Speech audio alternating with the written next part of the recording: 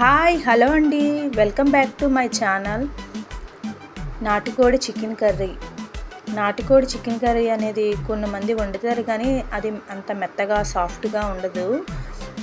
కానీ నేను వండినట్టు ఇలాగా వండితే మాత్రం చాలా అంటే చాలా టేస్టీగా ఉంటుంది అండ్ సాఫ్టీగా జ్యూసీగా ఉంటుంది. ముందుగా దాల్చిన చెక్క, లవంగాలు, యాలకులు తీసుకోవాలి. నెక్స్ట్ వెల్లుల్లి అనేది ఎక్కువ తీసుకోవాలి.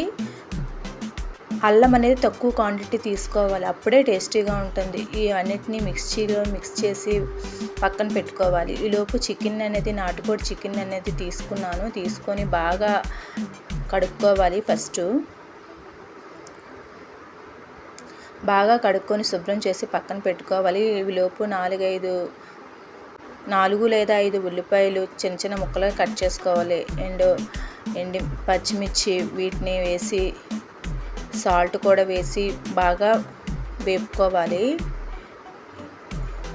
లైట్గా మెత్తబడేటంత వరకు వేపుకోవాలి. వేపుకున్న తర్వాత మనం శుభ్రంగా కడుక్కున్న నాటుకోడి చికెన్ కర్రీని అండ్ ఉప్పు వీటినన్నిటిని వేసి ఫస్ట్ బాగా మిక్స్ చేయాలి. మిక్స్ చేసి మూత పెట్టుకోవాలి. మూత పెట్టుకొని చూస్తే ఇంకా కొంచెం వేగాలి. ఆయిల్ అనేది పైకి రావాలి, అప్పుడు అంతవరకు వేపుకోవాలి. చికెన్లో ఉన్న వాటర్ అంతా ఎగిరిపోయినంత వరకు వేపుకోవాలి. అప్పుడు ముక్క అనేది బాగా వేగుతుంది అండ్ సాఫ్టీగా కూడా ఉంటుంది.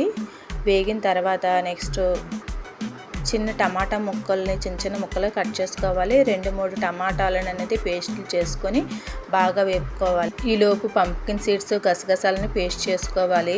టమాటాస్ అనేవి బాగా వేగిన తర్వాత అల్లం వెల్లుల్లి పేస్ట్ని, మసాలా ముద్దలని, ధనియాల, జీలకర్ర పొడి, గరం మసాలా పౌడరు వీటినన్నిటిని వేసుకోవాలి. నెక్స్ట్ కారం అనేది యాడ్ చేయాలి. కారం అనేది ఎక్కువగానే పడుతుంది. 5-6 స్పూన్లు అనేది యాడ్ చేయాలి. కారాన్ని వేసి బాగా మగ్గించుకోవాలి మూత పెట్టుకొని. ఈలోపు మూత తీసి చూస్తే మనం గ్రైండ్ చేసుకున్న పేస్ట్ అనేది, గసగసాల పంప్కిన్ సీడ్స్ పేస్ట్ అనేది ఇందులో యాడ్ చేయాలి. యాడ్ చేసి బాగా సిమ్లోనే మగ్గించుకోవాలి. ఇలా ఆయిల్ అనేది పైకి రావాలి, అంతవరకు మగ్గించుకోవాలి. అంతే, ఎంతో టేస్టీ అయిన నాటుకోడి చికెన్ కర్రీ రెడీ. ఫైనల్గాను కొత్తిమీరతోని గార్నిష్ చేసుకున్నాను.